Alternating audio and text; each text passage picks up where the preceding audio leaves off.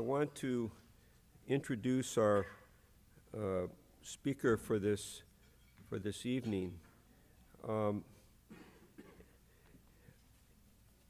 would mention that the co-presenter fell ill with a cold and was not able to be here, but we're so grateful that she provided many of the ideas on the geospatial side of Tom's presentation. So I'd like now to introduce Tom Soderstrom from JPL, who is the IT Chief Technology Officer at JPL. And he leads with a hands-on approach, and he is well known in industry for investigating emerging IT technologies that are relevant to JPL, to NASA, and to large enterprises, and to infuse these into JPL's environment. Tom has led large-scale IT teams and focused on best practices in small startups, large commercial companies, international venues, and the U.S. government. He serves on many government and industry advisory boards, steering committees, awards committees, and is a frequent speaker on the future of information technology. I would mention also that Tom's undergraduate degree is from Occidental College, and it was there that the computer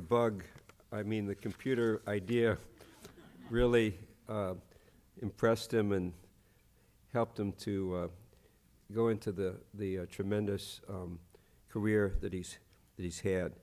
So we're very privileged. We're sorry that Stephanie Granger cannot be here. I would mention one thing about Stephanie. There's other information on our website.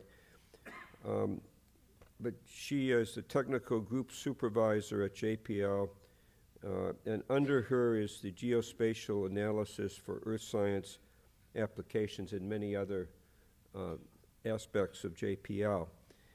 I would also, just as an aside, I'd make a point that Stephanie holds a Bachelor of Science degree in Information Systems and a Master of Science degree in,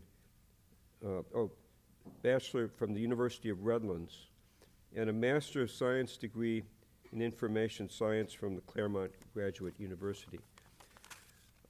So we're very pleased to have our distinguished speaker here, Tom Soderstrom from JPL. Thank you, Jim.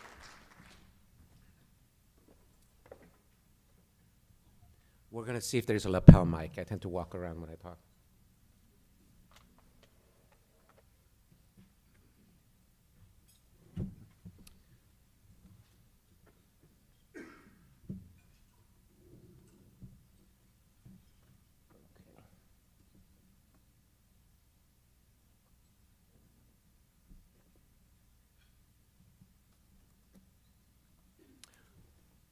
Nope. So I will not walk around while I talk.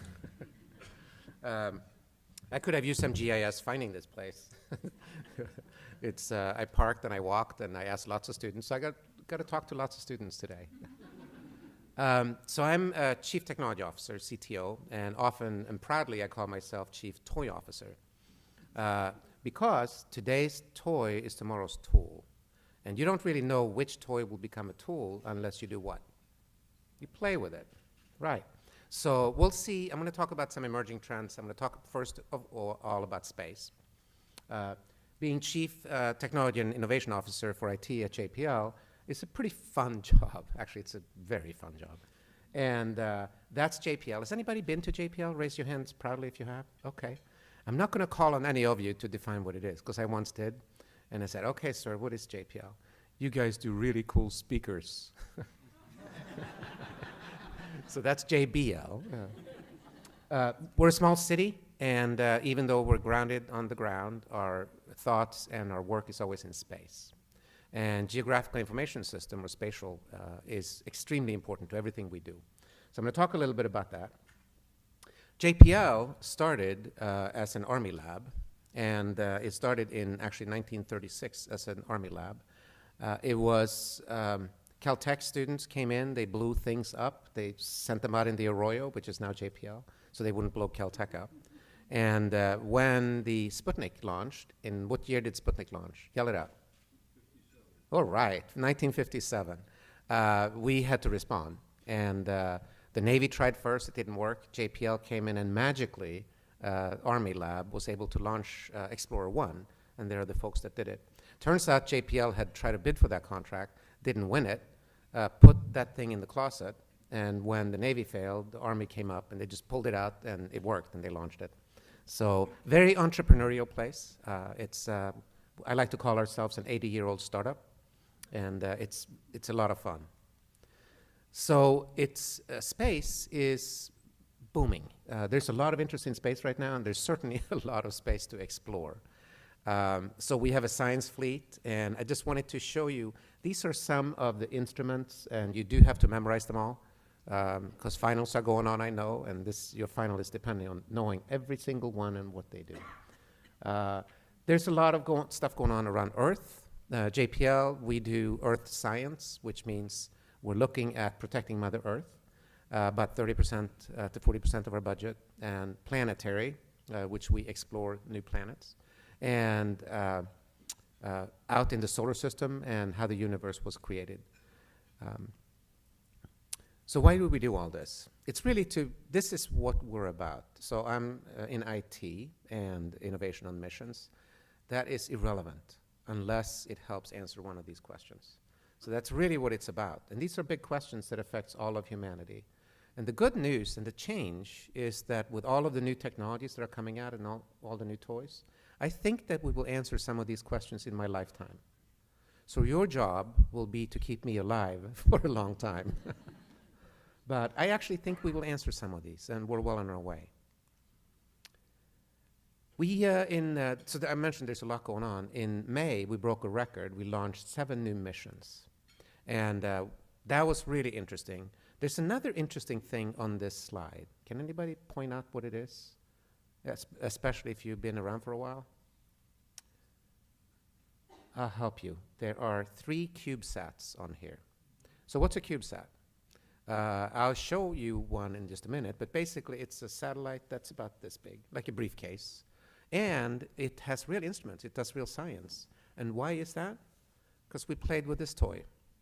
This toy here, happens to be an iPhone, could be an Android, has 1 million times more compute power and 1 million times more storage than Voyager. And Voyager has traveled beyond our solar system. So imagine what those folks could have done if they had this much power. So we're standing on the shoulders of giants, and graphical information systems is part of what's going to get us to the next level. So you see up in the right-hand corner, Marco. That's the satellite that is, and I'll show you an example of it, but it's the one that actually traveled all the way to Mars. There's 2 of them. And 2 years ago, a lot of JPL said, why are you bothering with toys? Build real spacecraft. Well, did anybody see InSight land on Mars on Monday? Raise your hands proudly, and I thank you. And the other 500 million people who watched it, and I'm responsible for the website, so I was pretty happy. But they traveled all the way to Mars, and they served as a relay, so you saw the picture coming down through these toys. So next year, now they've been flight tested, so you can imagine how many more of these we're going to build, because they are very inexpensive. They were also built by early career hires that don't know any better than, oh, we're just going to build it and it'll work. And it did. So it's a change in how we work, and it's a wonderful change. And I think you will all be part of writing history, and it will be history. What is this? Gosh, you guys are shy. You need some caffeine. What is it? Mars, yes. So that's the view of Mars. Here's another view of Mars. That looks like something else. Anybody ever been to Death Valley? It looks like this. And why does it look like that? because we believe there were huge lakes on Mars. There were huge lakes on Death Valley that shaped it. And so we have found some interesting things. Here's a different view of Mars. Anybody heard of Opportunity? Opportunity landed in 2004 and with its friend Curiosity, and they were solar panel based. They roved over a human marathon, and then came this giant dust storm. Last time that happened was when Matt Damon visited Mars, and we were all laughing, saying, that'll never happen. Oh, you shouldn't laugh at Matt Damon. So this giant dust storm came, and what you're seeing here is the view from Opportunity, the camera on Opportunity looking up, hoping for some sunlight. And it gets darker and darker and darker. And that storm lasted for 4 or 5 months. And we still haven't heard back from poor Opportunity. So it's probably, I tell my kids it's sleeping. So we'll need Matt Damon to come and wake it up. So InSight. Wanted to give you yet another view of Mars. Anybody know why it's called InSight? Yell it out. What is it going to give us about Mars? InSight. It's actually an acronym that I don't even know what it stands for. But it's, so what I wanted to show you is a video of what actually happened. And I was in Las Vegas last week and at Amazon's reInvent, and I was simulcasting this video. We had a war room there and a war room at JPL to handle the traffic, the web traffic. But most important, this. So we're going to look at the enter, descent, and landing. There's about a 4-minute video. And then the instrument deployment. And then Marco replaying it. So what happens is it comes in at 12,000 miles an hour. It's about 8 times the speed of a speeding bullet. Then that is hot enough to melt steel. On the other side of that heat shield, it's room temperature.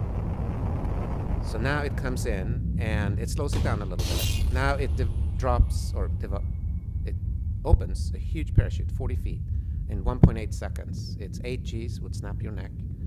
And now it needs to free fly itself down to space, down to Mars.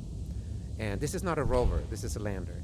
So it drops, and after a while, the rockets fire. There's 12 of them, some facing down, some facing sideways, so it can steer itself even through a dust storm. Then it lands at about 5 miles an hour, softly, we hoped. And then we wait. We don't know if it landed or not. So now what happens is 15 minutes later, it deploys its solar panel because it's very dusty when it lands. It has to wait for that to happen. If those solar panels doesn't open, it's done. So even though it landed successfully, it would not have energy. And now once those have opened, which they did, thank goodness, it is now time for the robot arm to pick up the instruments and place them on the surface of Mars. Never been done before. It's the first time a robot arm has placed material on the surface of Mars. So it takes this instrument, and it drops it softly, we hope. So right now what we're doing is taking pictures, trying to figure out where to drop it. It takes about 2 days to transmit back these high-resolution pictures. So this process will take a while. But that's in the process right now. So it drops it, and then it's going to come back and pick up the other instrument. And I'll tell in a second what these are. So all of this process will take several months by the time we start getting science back to get the real insight about Mars. So now it picks this thing up, and kind of, what does it look like, do you think? A hamburger, yeah. And you'll see here in a second why it's squishy. Because it needs to cover that very sensitive instrument so that that instrument is going to sense the vibrations on Mars as meteors hit. Meteors the size of an atom, it can sense. Now it's going to take the other instrument, and that will help us understand about meteor hits, but also any Mars quakes anywhere on Mars. Now it's going to pick up this very interesting instrument. It looks like a thermos. And it is going to drill into Mars up to 16 feet. So if when we landed, we had to pick a place that wasn't too much hard rock or too soft, because it was too soft, it just bury itself. Too hard, it's not going to get through. So Goldilocks, find it just the right place. And now it's going to be placing that. And then that thing will start drilling and drilling. It's actually hammer itself down. And that takes a lot of energy, so it takes a while. But we're not in a hurry. This lifespan of this mission is 2 years. So that's roughly one Martian year. Then the Marco spacecraft that came with it, the CubeSats, they relayed all the information perfectly. It was remarkable. Withstood all that Martian radiation. And so they were relays. And they will be relays for a little bit, but they are sailing off beyond Mars. We didn't have enough energy to steer it so that it could be captured by the Martian atmosphere. So that's kind of the InSight. So stand by for science experiments from InSight. And nothing ever goes easy. This looks easy. 40% of them fail. Imagine that it landed on a rock, or that then it would tip over, or that the rockets didn't stop firing. As soon as one of the legs hit, it would tip over, and on and on and on. And the first picture that came out, and my final slide will have that picture. And I want you to look at actually I'll give it away. When we look at that picture, it's through a lens cap, and that came almost immediately. The thing that was very speckled and looked ugly. The exciting thing about that was that it's a fisheye, and the horizon was on top. That's a good thing. It didn't land upside down. So we were very happy. And this is Marco's goodbye picture of Mars. So that's from this little CubeSat as it's sailing away, taking a picture backwards and sent it to us. So thank you, Marco. Now, I'm going to talk about technologies. So I'm the CTIO, and I look at what the future looks like. So what are the emerging technologies that will affect an enterprise? And as you move into the enterprise space, think about these things. How do we infuse them? First of all, we think of the surfing methodology, surfing. So if technology waves just keep on coming. It's up to us what we do with them. So a surfer would look up and see the swells, don't care. See building waves, don't care. See one that's surfable, they care. They paddle like crazy, they catch that wave, and they have a good surf into shore. Sometimes you see them bail, because that thing just didn't work out. We do too. So the idea is to try things, prototype it, do hands-on, and see what you can learn. So if you are in IT, you've heard of systems of record that IT people love to talk about, nobody else cares. Systems of engagement, which is what the users want to talk about. IT people don't have enough energy left to talk about it. And then there is, so that we have to turn that around. So now there is a new system called systems of intelligence, where AI will play a big role. And we look for moments of engagement where there is somebody who really wants something. We want to have a passionate developer, a passionate end user, and turn it around like a startup does in 2 weeks. Doesn't matter if that's not the thing that's going to go live. You have to try the user experience. So that's what we do. And here are the trends that are coming. Cybersecurity challenges should be no surprise, especially after Marriott's big announcement here. In fact, if I ever need to know anything, I'm just going to go ask the Chinese. So it's encryption. Encryption by default is, if that could be done, we would go a long ways. So I spend a lot of my time working with the innovative vendors. As we come up with this, we are very public, we're early, and our goal is to be up and running by the time that wave hits the shore.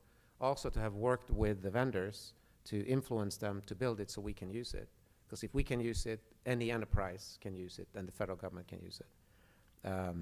Blockchain is something we're playing with. Anybody playing with blockchain here? We're not seeing much use for it yet for us. It doesn't mean that it's not good. It's a solution in search of a problem for us. Accelerated computing, cloud. It's really about the cloud. It's about GPUs. Anybody been in a self-driving car? I bought a Tesla 3. I had it self-drive out here. It was great. So how does it do that? GPUs and geographical information systems and the cloud. So it's really an amazing, that's the future. The user experience is so good, it has to happen.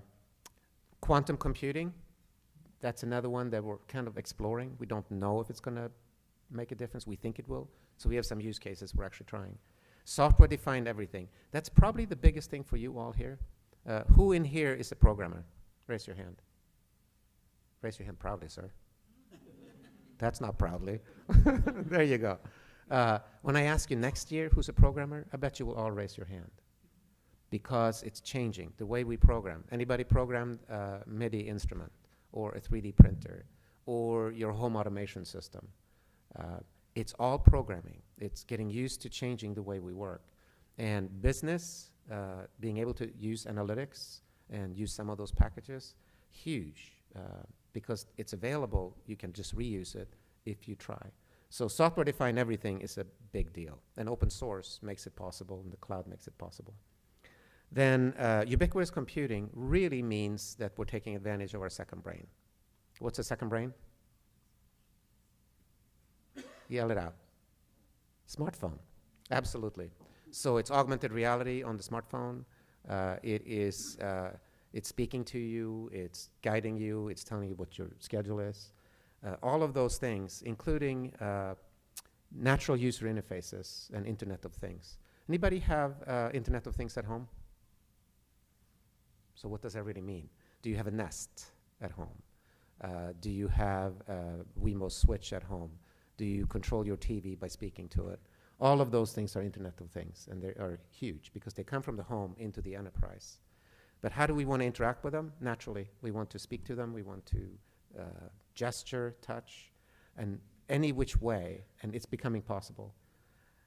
Applied AI is really the realization that it's not about these nerds sitting in a back room dreaming up crazy things. It's useful.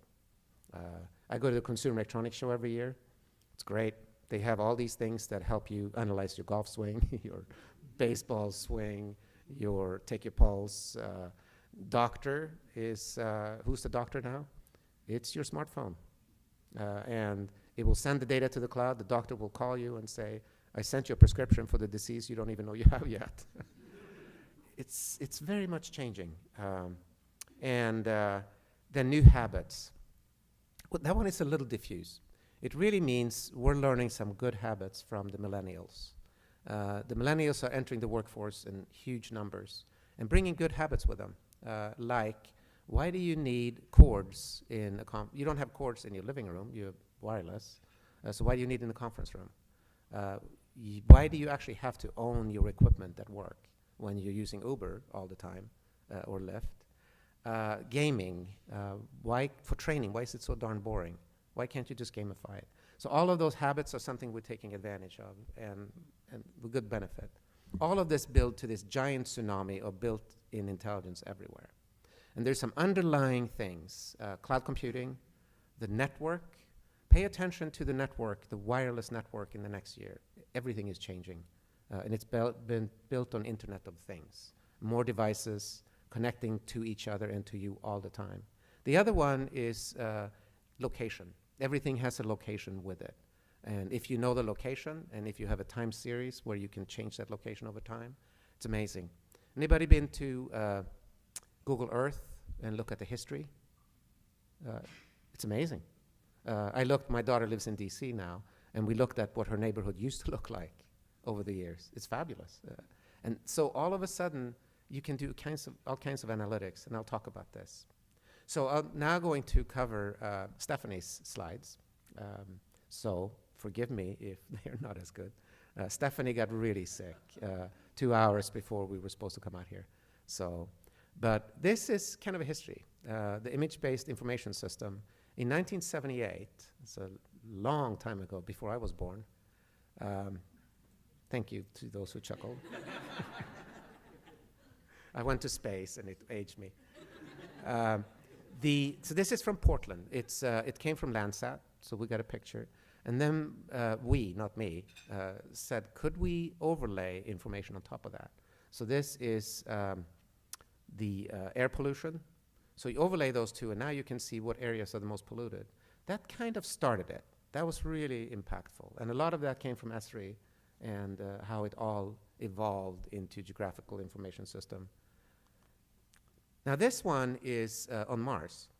And this is also a geographical information system where we're using, in this case, ESRI's tools to figure out where the slopes are. So we overlay our pictures that we're taking from space. I'm going to play that one again because it's so pretty. And then you can do 3D flyovers. You can pick the layers you want to see. And it's for public outreach, but also our scientists use it a lot, and our engineers, to actually figure out where the landing site is. You don't want a lot of rocks where you're landing. But if there are rocks that looks like they have water in them, now that's interesting. So all of that leads to, we actually use these tools for planning. This one is very interesting. It's also on Mars. And it is, those little dots there is where Curiosity rover traveled. It's still going and going and going because it does not have solar power. So it couldn't care less about those dust storms. Like it just powered right through it. It has a weak nuclear power called an RTG. So it's going to keep going for a while. We had some issues with the wheels. We test everything and we missed some really sharp rocks. So luckily, so this is an interesting story actually.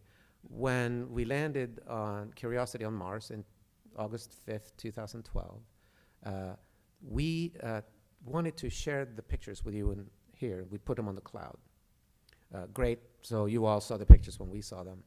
Then later on, we wanted to see for analytics, when an instrument took a picture, we saw the data, could you click on the data to get the picture? And you could, because the pictures were already in the cloud. So to do that took us 30 minutes. So that's the power when the data becomes available and people can actually access that data. So now you can look at any point in time and see the data and click on it and see all the images that all the instruments took. A completely different way of working. So what this is Curiosity drove, and all those green points is where it drove. And it's then the site cleverly named Wapiti is the red one, and you can see what the chemical composition is because it has instrument that measured all that. So now you can go to each of those geographical places and see what the composition is. And what we wanted to do was to have all the scientists in the world be able to access this at the same time and add their analysis on it. Because we have very little time between when the pictures come down and we have to command the rover for the next day. So how did we do that?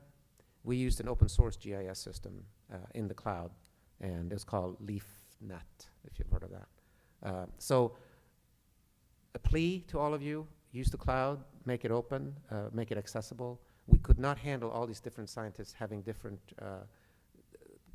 licenses and paying for the licenses somehow and having license violations, so open source to the rescue. But this is used every day for mission operations. So subsidence. Anybody know what subsidence is? Oh, good. I had to look it up. I was like, what are you talking about, subsidence? So do we care about water in California? Yeah. Actually, we care about water everywhere. We think that where there is running water and energy, very strong possibility of life. So that's what we look for. In California, there's sometimes water. So the California government said, could you help us figure out what's happening here? So what you're looking at is the San Joaquin Valley. The blue is not a lot of sinking of the ground, but where there's red, there's a lot of sinking. So what we're looking for is if they pump too much water out, will the ground sink? And this is really important for farming. And we found that, as you'll see here, yeah, it sinks. It sinks a lot. So what will that tell us? This is from Sentinel-1, which was is a European spacecraft.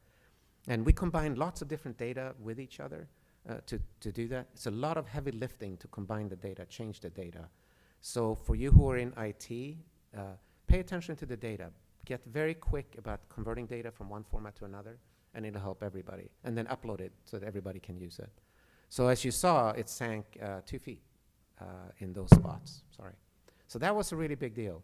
And now there's a new spacecraft coming called NISAR. And NISAR is that's the one in the lower left-hand corner there. It's synthetic aperture radar between NASA and ISRO, the Indian Space Agency, therefore cleverly named NISAR. It's going to look for subsidence, and it's going to look for water content, etc., and it'll map every spot of the Earth every 12 days. The one next to it is SWOT, the Surface Water Ocean Topography Instrument.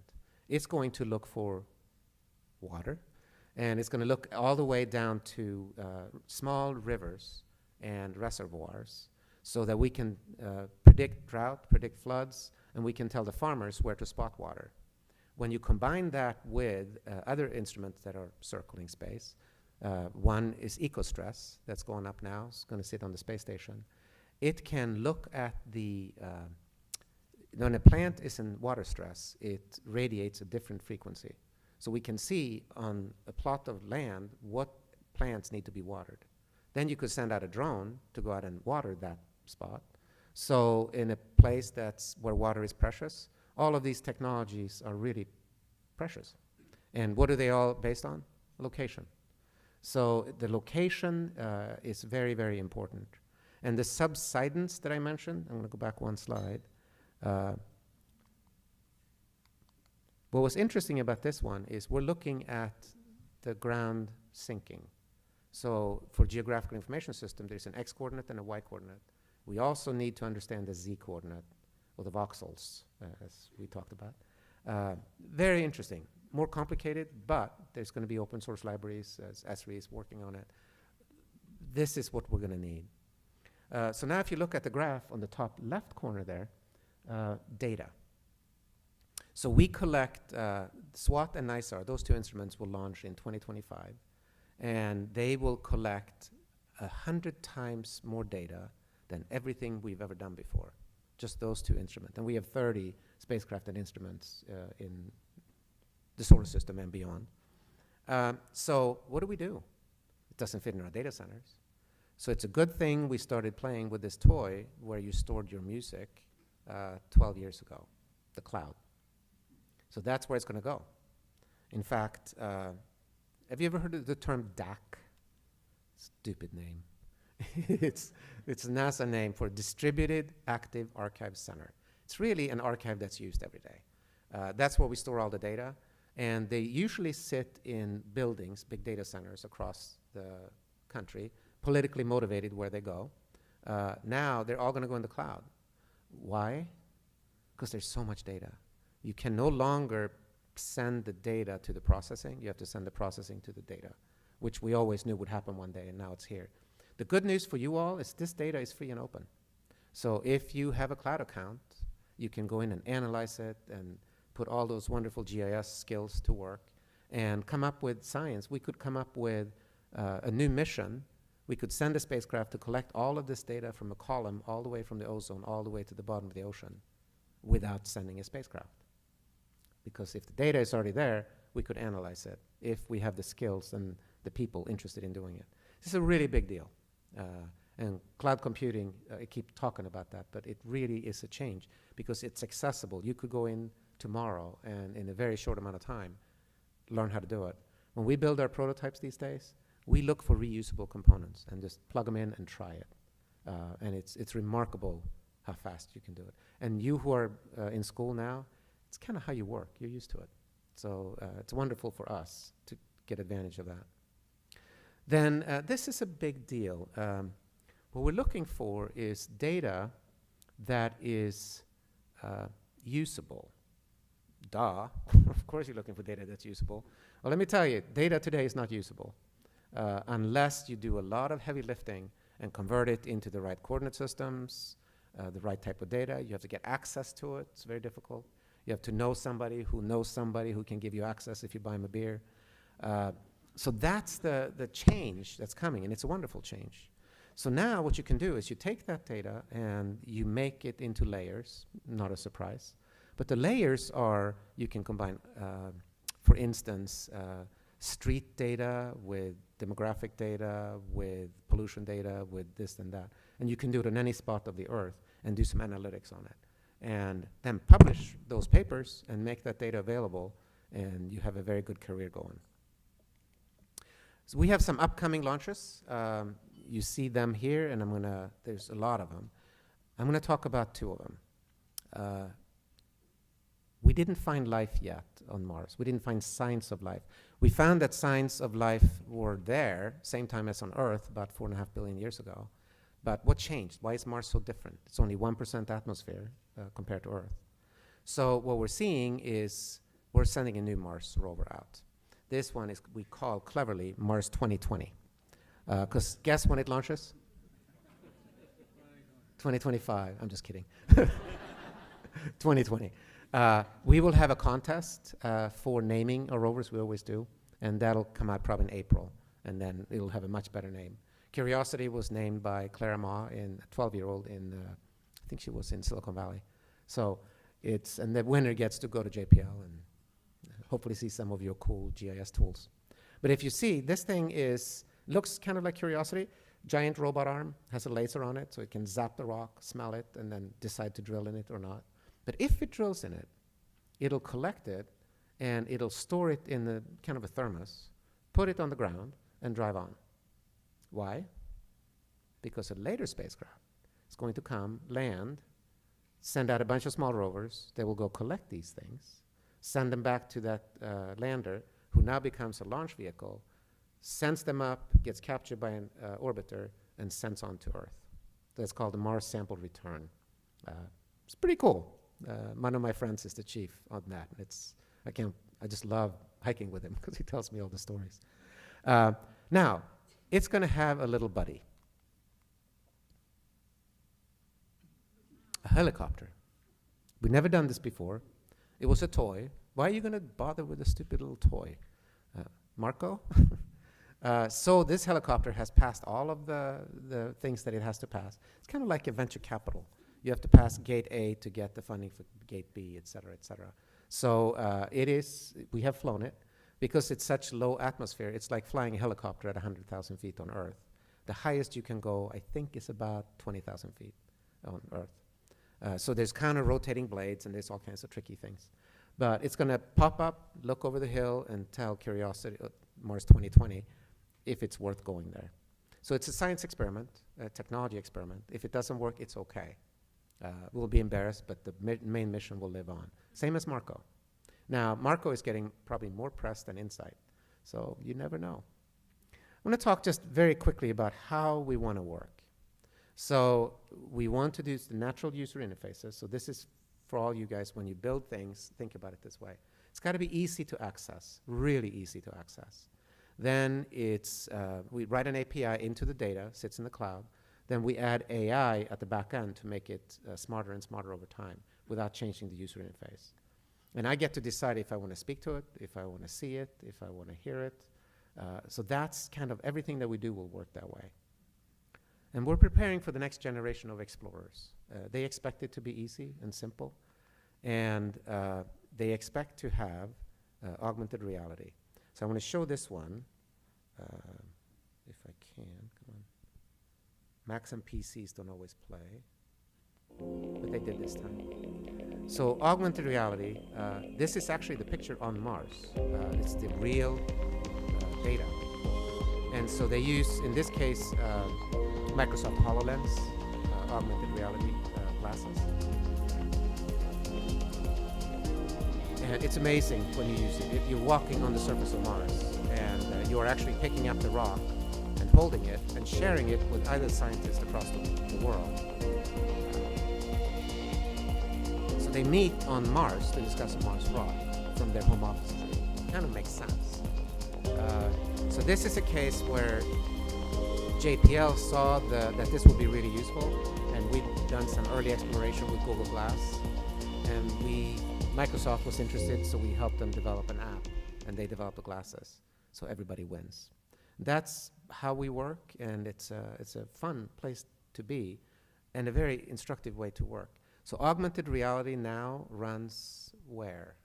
It runs on your phones, and it's wonderful. Now, in this case, you go into the room where the augmented reality is. With smartphones, you actually bring it with you. Wherever you go, you have access to more information. That's a game changer. That comes under that ubiquitous computing, and it works on Android, works on iPhones. It's great. Anybody have an Amazon Echo at home? Raise your hands. So when you get home, you need to install the software. It's very complicated, so you have to pay attention. You say, Alexa, enable NASA Mars. Now you installed it. And for us who used to go to Egghead, you probably never heard of Egghead, buy CDs, and this is wonderful. So what we did is we developed the first NASA app, same thing, passionate developer, passionate end user, we just did it. So the first app for Alexa. And you can go and you can ask all kinds of good questions about Mars. When I measured it 5 months later, and we had gotten 500,000 questions. We stored all the questions and all the answers, and something called serverless computing in between, or Lambda in Amazon speak, that makes it happen. Guess what the cost was? So 500,000 questions, stored all the data, created all the systems we ever needed to do. So I talked to my friends in government. They guessed, $250,000 or something like that. It was $19. So it's a game changer. It really is. So when you hear serverless computing, pay attention. It's what you will do to program. It's how we will change the world. And all the data is going to be in the cloud, and all the geographical spatial systems will be there, and it'll be an amazing thing. So to finish up with the opportunities, I think, here for geospatial, there's something called Small Business Innovative Research, SBIR. And if you're interested in this, I'm going to give you my email and Stephanie's email on the next slide. It funds development and demonstration. It's looking for ideas. Same thing with the, did I mention water? The NASA Western Water Applications Office is headquartered at JPL, and we're looking to see how we can help the water situation on Earth. And then there's the JPL Office of Technology Transfer, where we transfer the technology we use into the public, so you can use it if you find it useful. So those things are quite interesting. And here, that's my email, and that's Stephanie's email. And Jim Pick knows how to find me, and Stephanie. And it turns out, fun fact, your dean, Stephanie Granger, was his graduate student at Claremont. So it's a combination. I'm going to show you one last thing, even though this is the gem of the solar system, Psyche. We're going there because it's like stripping Earth of its skin and being able to study the insides. So that's going to launch in 2023. And this is the open source rover. One of them is the thing that will go to Europa, hundreds of thousands of dollars. One is $2,500, built by kids. They look remarkably similar. And that's what we think is the future of being able to have hands-on experimentation and adding all this software on some platform. Has anybody been to a hackathon? Nobody. I've been to dozens. How about a builder fair? I highly recommend it. It's fun. You think of business as software and theory. It's about hands-on. It's about learning how to make things happen. So it'll be a very different experience, but it's really fun. So I want to thank you for listening, and if we have time for questions, I'm happy to take some. I'll ask you a question. Is this relevant to what you do? Yeah? If you were to rename GIS, what would you name it?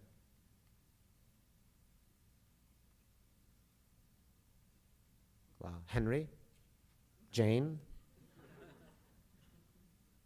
Nobody? Jim? Instead of geographic information systems, geographic intelligence. Geographic intelligence. That's definitely the winner so far. I like it. Okay, who can stump her? You're raising your hand or scratching your head?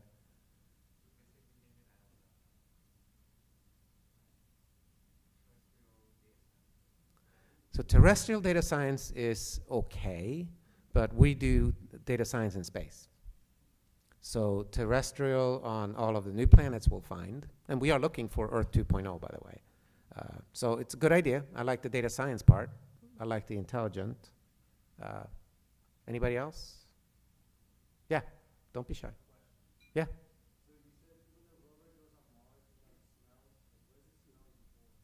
Chemicals. So it's the part that we cannot replace is the drill. So the drills are a commodity that will go, it'll finish. We can't do anymore. Same with the space inside of its body. It stores the experiments and it never takes them out, so we only have so many. So we want to make sure we drill in the right rock. So that's why we have the laser. Plus, it's cool. If the Martians come, we can laser them. But good question, thank you. He wins the prize for the best question so far. What?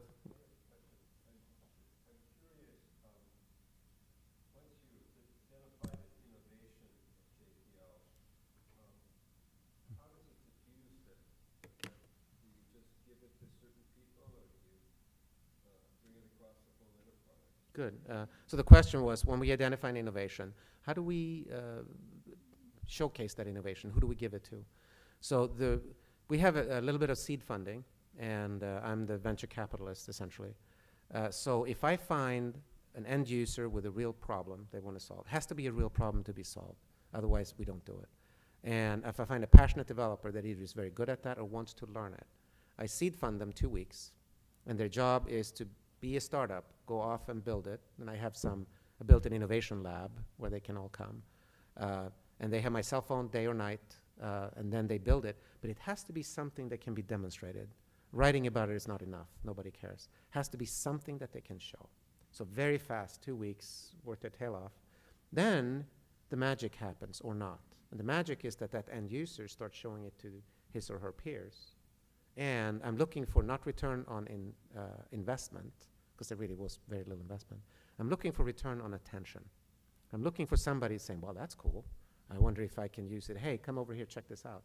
And if I get 2 of those, 2 returns on attention, then I will go for the investment, and I will always get it. So it's about the speed. Then who do we deploy it to? The people who are interested, frankly.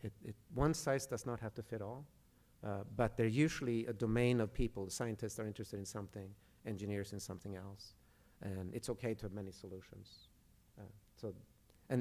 The thing that we built for that demonstration is not the thing that goes operational. Now we know there's interest and its benefit. Now we build it for real.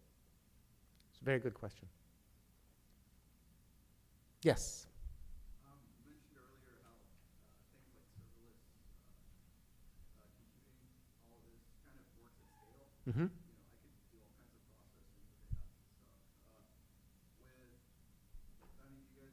Can you guys do any of this at scale, like launching all these things to Mars? Now that you've got it figured out, is it just cost that's holding you back? Yes. So partially. The other thing is, when you look at all of those rovers on Mars, they're using a computer called a RAD 750. You've never heard of it because there's no commercial value. It's only valuable for us because it is radiation hardened. So what we're experimenting with now is one of my guys actually working on building a Linux board and just fly it in space and see how long it lasts. So if you buy and do cheaper things, smaller, and do many of them, you can afford to fail. And so this is a way of testing it. And it's a game changer, especially as we can miniaturize them. Getting out of Earth's atmosphere is expensive. If there's smaller things, then you can get them out, and now you can have many of them. We did a prototype of diverse robotic swarm. The open source rover and lots of little buddies, they were out there with different functionality, and it worked wonderfully. Very inexpensive, because those could be throwaway. They're so cheap. You 3D print them, you put a motor on them, and off they go. And that now became a NASA-funded mission. So the idea is to try things quickly and small. Today's toy. That's a very good question. And you're seeing a space bubble right now. Everybody's interested in space because it's so much cheaper now. So building it is much cheaper. Launching it is still expensive, but there's a lot of interesting commercial space companies that are launching things happening all over the place, and it's good. Yes? So these smaller cube satellites, from what I understand, is smaller mean easier to miss, like outside asteroids like that? Because from what I understand, the International Space Station, they do spacewalks, they find hitting, missing handles. Mm-hmm. You're taking severe damage out there every day. So how do these Um, they hold up okay, actually. They're smaller, so they're not going to be hit as much. But also, they're so much cheaper that if you look at a company like Planet Labs, they put up 50 at a time, and they just drift back to Earth taking pictures while they do. Drift meaning months. So and then they send out new ones. They're so small, they burn up in the atmosphere. By the way, when I saw the subsidence, those pictures were taken 780 miles away, and they are accurate to less than a centimeter. So it's quite remarkable what you can do from space. Good. Yes. So you say you attract a lot of the younger generations. How do you keep them attracted? Is it through networking with businesses? So once they graduate, they work on grants, sponsorships, or scholarships? So was the question how we find them or how we retain them? How you find them and how you retain them? Oh, both. So we find them. JPL happens to have a pretty good name. So we have a very, very good, probably the best I've seen, internship program. So right now we're about 6,000 people, and we hire roughly 1,000 students every year. And they are paid for students. They're interns. Then we end up hiring about 30% of those when they graduate. And then how do we retain them? By giving them very interesting things to work on. And it's difficult because you have Google, you have Facebook, you have all those guys that have lots and lots of dinero, more than we have. So we have to be more interesting. Open source, that's how you get your street creds. So we allow that, we encourage it. I was thinking more outside of JPL. Because JPL isn't an island. You guys are connected vastly to both NASA, to the government, and Google as well as ESRI. Mm-hmm. How can you have those students just not stay with you? And maybe if you have an internship, you have an intern that's glorious in your division, but they can probably excel better in, say, Google, would you let them go and kind of... Absolutely. So many of my students and early career hires and then professionals, they work on the coolest new stuff coming. So they become very, very experienced in things that haven't hit yet. So when that hits, they have hands-on experience and their resume glows. They will often triple their salary, and I encourage it. I think it's a good thing. I just always backfill because it's good for our country. It's good for everything that we get this experience out there quickly. Yes, so we don't try to hold on to them. Of course, we want them to stay because we do cool stuff, but we certainly understand when they move on, and we support it. And often they come back. I came back. I was one of the boomerangs. Yes? So I'm curious if you could speak to some possibly household daily things we might take for granted that maybe came out of the research that led to some of the things that JPL does. I know that many years ago, back when, I was a child born about the same time you were born, right? Does that make sense? I think quite a bit later, but thank you for saying that. So I remember when Velcro came out, Velcro shoes, and you had Velcro shoes, you were like the coolest kid on the block. And that was an evolution out of something that was developed to support the space program and astronauts who had to stay in space. So I'm wondering, what do we have in our daily lives that came out of some of maybe the Mars mission? That's a great question, and it's one that will partially stump me. Because one of the things I think, we do many things well. It is one of the places we don't do well. We don't tell the story enough. So that's actually something I've been thinking about. How do we tell a better story? So I'll give you a couple. Anybody heard about MP3s? Okay. So that was developed by when Galileo, which is a spacecraft that went to Jupiter, it launched, and this big antenna didn't open. Now, it only had the housekeeping antenna, but it's going to collect lots of data about Jupiter. So what do? You invent encryption. And that encryption then became MP3s, which then became how we listen to music. So that's one example. Space blankets. If you have them in your car, good idea. If you don't, bad idea. One day you'll need them, and they take no space at all. So they're reflective, so they keep you, it's almost like cellophane, and you just wrap it around you. That's one that came. Let's see what else. It's a great question. Stump the geek. You did it.